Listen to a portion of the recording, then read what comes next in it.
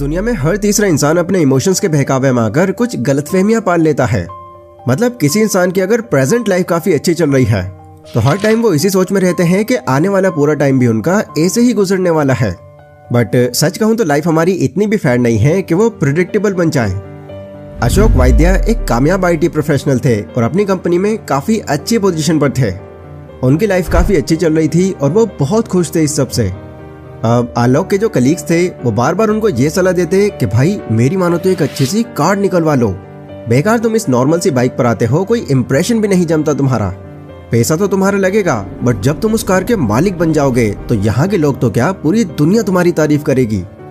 अब ये बात आलोक के माइंड में कुछ ज्यादा ही सीरियसली बैठ गई।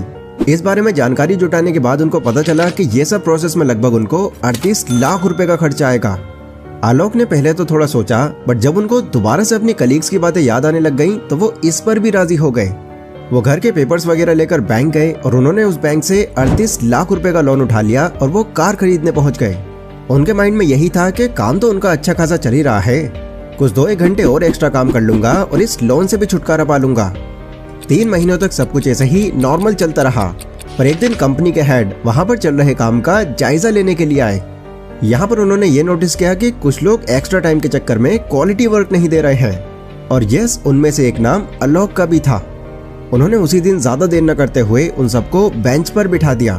अब देखो, ये वो वाली बेंच नहीं है जिस पर हम काम करने के लिए बैठते हैं, बल्कि इंडियन IT सर्विस कंपनीज में बेंच वर्ड ये इंडिकेट करता है कि आप किसी ऐसे प्रोजेक्ट में इनरोल हैं जो कंपनी के लिए कुछ खास बेनिफिशियल साबित नहीं हो रहा है, पर फिर भी आपको कंपनी पे कर रही है। आलोक यहाँ समझ गए कि उनकी जॉब अब यहाँ पर आकर खतरे में पड़ गई है और सैडली वही हुआ। उन्हें 7 दिन के अंदर अंदर एक ऐसा प्रोजेक्ट ढूंढने को कहा गया जो कंपनी के लिए बहुत ज्यादा फायदेमंद हो, और अगर वो ऐसा नहीं कर पाए तो उन्हें जॉब छोड़कर जाना ही होगा। 10 साल तक इस कंपनी में काम करने के बाद 40 साल के आलोक अचानक ही बहुत बुरी सिचुएशन पर आ गए। चुनने के लिए उनके पास सिर्फ 2 ही ऑप्शंस थे, या तो वो इस डेडलाइन से पहले अपने इस काम को कंप्लीट करें या ये जॉब छोड़कर किसी और कंपनी में जाकर किसी सीनियर पोजीशन पर लगें और वहां से सब कंटिन्यू करें। एक दिक्कत उनकी लाइफ में ये भी थी कि जिस तरह की उनकी अच्छी खासी जॉब चल रही थी, ये सब सोचते हुए उन्होंने सेविंग्स वगैरह करने का सोचा तक नहीं। ऊपर से उन्होंने ये 38 लाख वाला लोन उठा रखा था और इतने में भी सिर्फ अपनी जॉब के दम पर वो खुद को फाइनेंशियली स्टेबल समझ रहे थे। आलोक एकदम से बहुत टेंशन में आ गए, उनको कुछ भी समझ नहीं आ रहा था।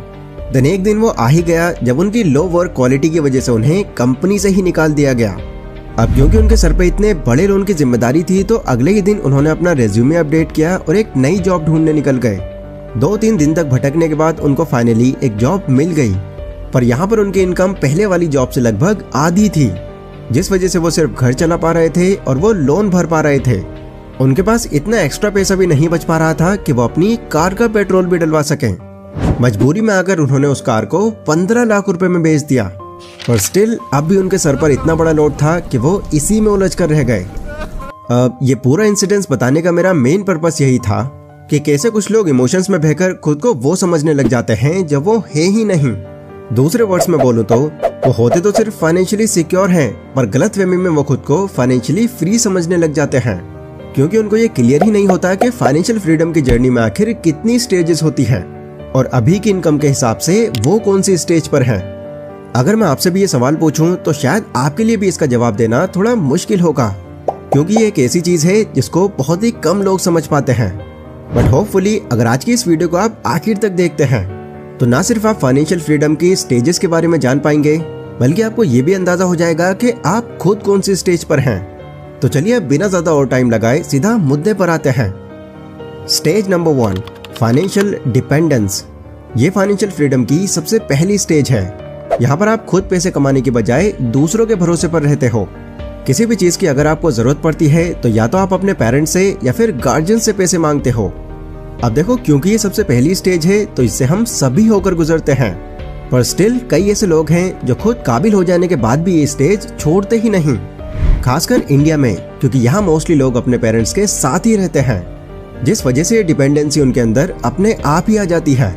और अगर एज में थोड़ा और आगे जाया जाए तो वो लोग जो पहले कोई फाइनेंशियल प्लानिंग नहीं रखते, वो रिटायरमेंट आने के बाद वापस से फिर इसी स्टेज पर आ जाते हैं। मतलब हर एक तरह के खर्चे के लिए उन्हें दूसरों की जरूरत पड़ती है। तो अगर आप भी अपनी टीनेज या फिर अर्ली 20s में हैं तो शायद आप भी अपने आप को इसी स्टेज पर पा रहे होंगे।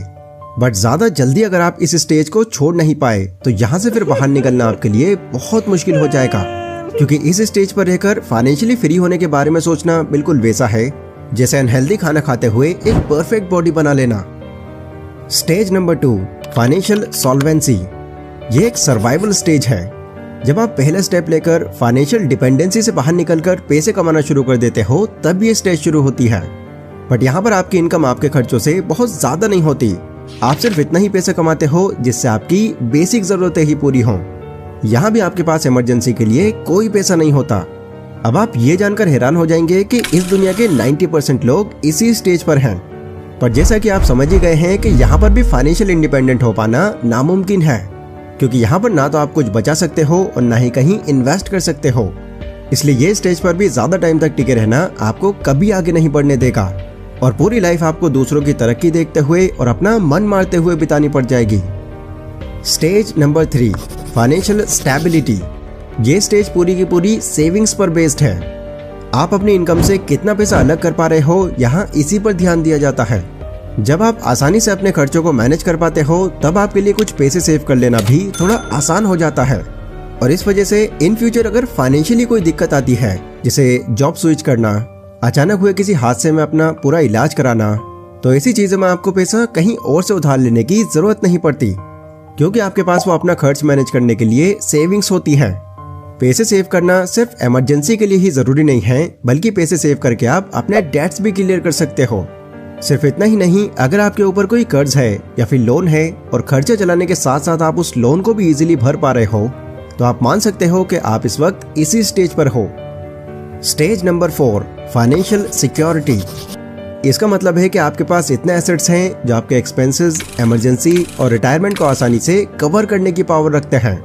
यहाँ पर लोगों के पास किसी भी तरह का कोई कर्ज या फिर लोन नहीं होता। आप अपना खर्चा तो आराम से चलाते ही हो और साथ ही साथ उन बेसिक चीजों को भी खरीद पाते हो जिनकी आप इच्छा रखते हो। ये स्टेज वाले इंसान के पास 2 इनकम सोर्सेस होते हैं, जिसमें से एक पैसिवली काम करता है। Stage number 5, financial reliability. यहाँ पर अब आपके 1-2 नहीं बल्कि मल्टीपल इनकम सोर्सेस हैं और इन सोर्सेस में आपका खुद का ज्यादा इन्वॉल्वमेंट भी नहीं है। आपने इतने एसेट्स यहाँ पर बना लिए हैं कि ये आपको शॉर्ट टर्म और लॉन्ग टर्म दोनों तरह से रिटर्न्स दे रहे हैं। यहाँ पर किसी लोन या कर्ज का तो सवाल ही पैदा नहीं होता। यहाँ आपका खर्चा आपके खुद के कमाए हुए पैसों से नहीं बल्कि आपकी इन्वेस्टमेंट के पैसों से चलता है। अगर आपकी इन्वेस्टमेंट का रिटर्न इतना है कि वो आपकी बेसिक से लेकर मीडियम हर एक्सपेंस को पूरा कर पा रहे हैं, तो यस, आप मान सकते हैं कि आप इस स्टेज पर आ चुके हैं। पर यह स्टेज आने का ये मतलब नहीं है कि आप अपने काम से फ्री हो गए। नहीं, यहाँ भी आपको काम करते रहना है ताकि आपकी इनकम मैक्सिमाइज हो। Number 6, financial freedom. अब ये वो स्टेज है जिसका हर कोई सपना देखता है, क्योंकि यहाँ अगर आपको ना तो आप पैसों के लिए काम करने की जरूरत पड़ती और ना ही अपने फ्यूचर की फिक्र करने की जरूरत पड़ती। यहाँ आपने ऑलरेडी इतने इनकम सोर्सेज बनाए हुए हैं जो पैसिवली आपको लगातार कमा के देते जा रहे हैं। यहाँ आपकी मर्जी होती है कि अगर आप कोई एक्टिव काम कर रहे हो तो टेंशन फ्री होकर आप उस काम को हमेशा के लिए छोड़ सकते हो। पर एक डिफरेंट साइड इस स्टेज की ये भी है कि कभी कभी यहाँ पर आ जाने के बाद लोगों से ये ब्रेक हो जाती है, क्योंकि इतना सारा पैसा आ जाने के बाद उनके शौक बदलने लग जाते हैं और वो अपनी मैक्सिमम वेल्थ को बहुत ही गलत जगहों पर यूज करते हैं। इसलिए ये कहना गलत नहीं होगा कि हर इंसान के लिए फाइनेंशियल फ्रीडम होने का मतलब अलग हो सकता है, क्योंकि सबकी पैसों के आने के साथ साथ लाइफस्टाइल भी अलग हो जाती है। पर क्या सिर्फ फाइनेंशियली फ्री होना ही इनफ है? मतलब क्या फाइनेंशियल फ्रीडम हमारी आखिरी स्टेज है? वेल नहीं, आखिरी स्टेज है हमारी नंबर 7 पर, यानी कि फाइनेंशियल अबंडेंस। फाइनेंशियल इंडिपेंडेंस की जर्नी में ये फाइनल स्टेज है। अब यहाँ पर आप लाखों करोड़ों रुपए कमाने के लिए नहीं बल्कि डोनेट तक करने के काबिल बन गए हो। इसमें आपकी इन्वेस्टमेंट से ही आपको इतने पैसे मिल जाते हैं कि आपकी नीड और वांट्स कवर होने के बाद भी आपके पास बहुत सारा पैसा बच जाता है।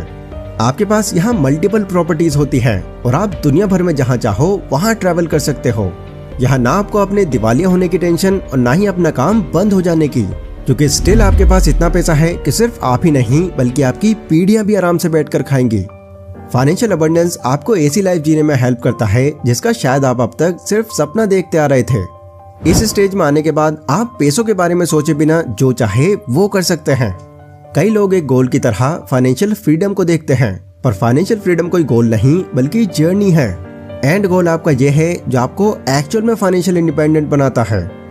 तो आई होप आज की ये वीडियो आपके बहुत ज्यादा काम आई होगी, ना सिर्फ ये स्टेजेस समझने में बल्कि ये भी पता करने में कि आप कौन सी स्टेज पर हैं। और अगर आपको अपनी स्टेज का अंदाजा हो गया है तो मुझे कमेंट सेक्शन में जरूर बताना। ये वीडियो अगर आपको पसंद आई हो तो इसको लाइक जरूर करें। और अगर आपको ये जानना है कि कैसे सिर्फ 8,000 रुपए के चाय के ठेले से कैसे ये इंसान ने आज करोड़ों की कंपनी खड़ी कर दी, तो आपके